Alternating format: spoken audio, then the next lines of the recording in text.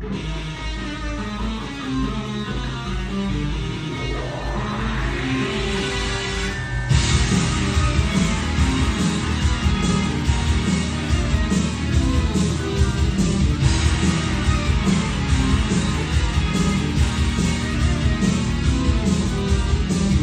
を切り裂くような排気音が足元でうなっている。猛スピードで進む。消えたテールランプのありが探してますに。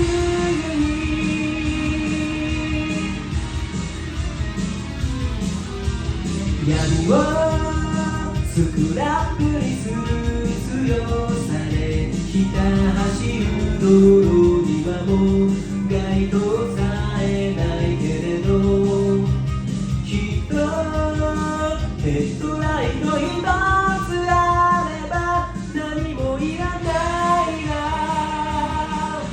瓦礫の下に埋もれた弱虫の声はいくら耳すましても聞こえやしないさ。追いかけてくる後悔が視界を塞ぐ前に、追いついた未来の端っこで何度もあなたを救い出すよ。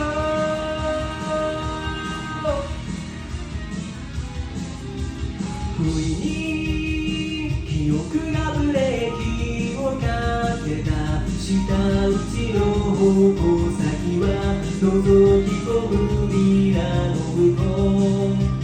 家の育児なさに気づいている時間などないのに、